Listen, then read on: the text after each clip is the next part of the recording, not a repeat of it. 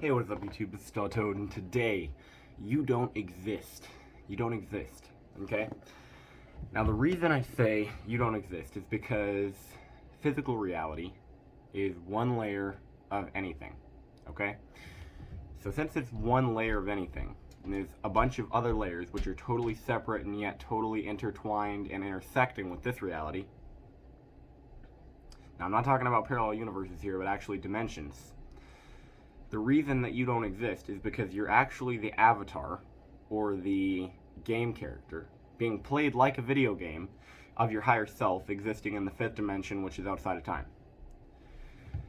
And yeah, that's like pretty much the entire message of that, is that you're literally a game character. So a lot of the time, now, yeah, I'm about to say this because it doesn't sound right, but you know what, I'm about to say it anyway.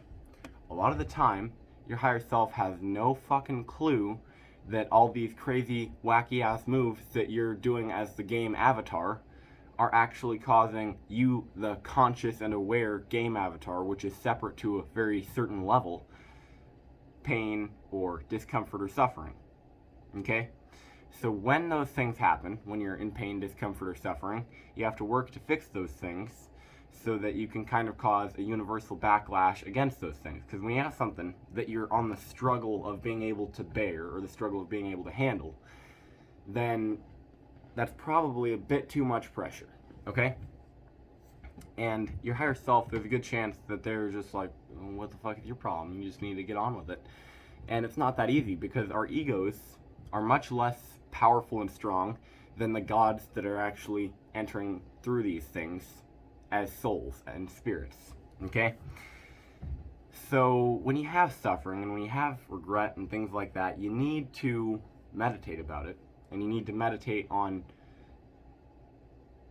forgiving those things and working through that trauma. That way your higher self can be aware of what's actually happening. You connect your conscious and your subconscious. When you avoid admitting to yourself that, like, you're not okay, when you avoid admitting to yourself that you're suffering, then there's no way for your subconscious to communicate to your higher self that there's suffering going on and that the pressure needs to be decreased, okay? So, yeah. Now, the next thing is that this video is going to be about kind of becoming aware of the higher self and unifying the ego mind with the higher self. Because the ego mind, the ego body, the ego mind, the ego altogether is literally just an avatar. Now, that does not make the ego evil. The ego is absolutely not evil. You have to have an ego to actually function in this world. If you're always in third person, you're literally unfunctional. And normally that's just a trick for your ego to actually grow way beyond its bounds and believe that it is the higher self. Okay? So what I mean when I say that you're a game character is that you have to be aware of a higher consciousness. So there's this voice that's really deep within your mind. And in order to get to it, you have to untangle your mind. Your mind is a lot like a ball of yarn, and the more you go through in life, the more traumas you suffer, the more lessons you learn from life. There's this cat that's shredding on this ball of yarn, and it becomes much harder to unwrap it.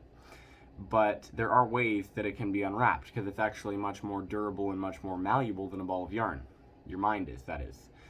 And there is this voice inside of it, after you detangle all the trauma and all the bullshit that goes on within there.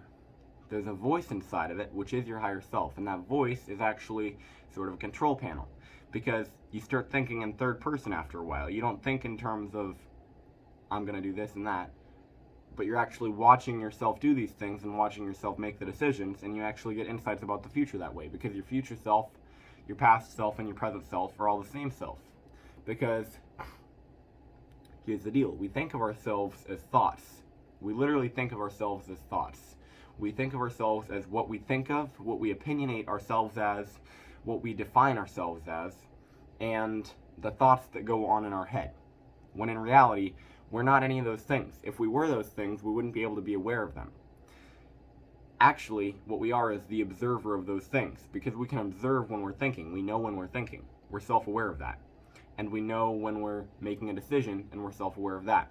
We're the observer of all these other things that we do. So there's an observer inside of your head, and that observer is actually the control panel from the higher self. That control panel is not a thought telling you, you gotta do this, you gotta do that, you gotta do this. It's not like that. But you actually connect to a higher form of consciousness to where you make those decisions on your own. When you align your ego with the higher self, you become a much better character, because you're literally playing the game right instead of doing some other haywire stuff within the program. Next thing is when you start thinking in third person, things become much, much less personal, okay? So when someone does something to hurt you, it becomes, well, instead of this big, huge thing. Now, don't confuse this. I'm not saying that I constantly think in third person as though I'm, totally aware and conscious of my higher self, or as though I have some sort of awareness beyond the normal person's awareness of that, because I don't. Well, maybe correctly right now I do, but currently right now I do, but that doesn't always last. So I'm not saying that you have to constantly be in third person within your own mind as an observer of your own thoughts and an observer of the world, but rather just be aware that that's what you actually are, and slowly you'll start being in that state way more often than you'll be in the ego state. Now, but there is another thing.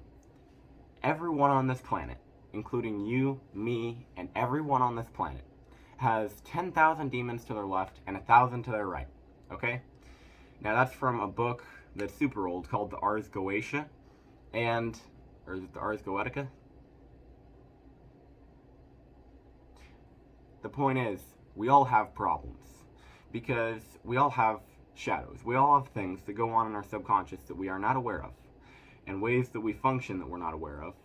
And so we develop this shadow, and the shadow is just a part of ourselves that we're not aware of, so it's in the dark. We can't really see it very well. That's why it's called the shadow. It's not really anything mystical or dark. And from that, a bunch of thought forms can develop. Now, these actually are demons. They're spirits that are literally parasitic, and they're like, dark spot. And I can go hide there and suck some energy out of this fool. Well, everyone on this planet has demons. The variation of how strong or weak those demons are is normally what determines whether or not you're actually aware of them. But everyone on the planet does have demons that we're not aware of. Now, not everyone on the planet, but everyone on the planet at one point has. Because if you've become,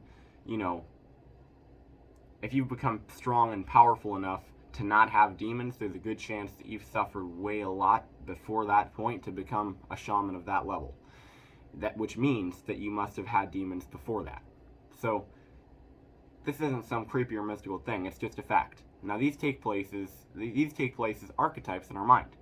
So we have archetypes in our mind that control the way that we behave later in the day. Now we think of them as nightmares most of the time. They appear as nightmares. Let me give you an example from my own life. The archetype of the clown, okay? He appears in my dreams as some sort of it character, some murderous clown that has this maniacal laugh and is constantly chasing me, trying to kill me, and making a mockery out of my life, okay? Now this clown that appears as an archetype in my brain is actually the demon of realization that life is a joke, that life is not serious, and that life does not require all of this concentration that we have. Actually, once I stopped fearing this archetype within my own mind, I was able to talk to it, and it told me that the reason that it appeared in my dreams was to teach me the non-seriousness of life, to teach me that life is a game instead of being a job. And that's a really good lesson to take from a murderous clown. And that's the lesson I took from the murderous clown, because that's the lesson that it offered. So if you look at the lessons that your archetypes in your mind and that your nightmares offer you, they're normally just really deep, and the reason you're scared of them is because they oppose your solitary ego. Your ego can't be solitary because your ego is a game character. It has to be worked on and moved by your higher self, okay? And this is going to be a Let's Talk About Stuff video because I kind of rambled on a bit, but yeah, I hope you enjoyed this, and leave a like, subscribe, comment, and share. Hit the bell notification icon if you feel like it. Goodbye.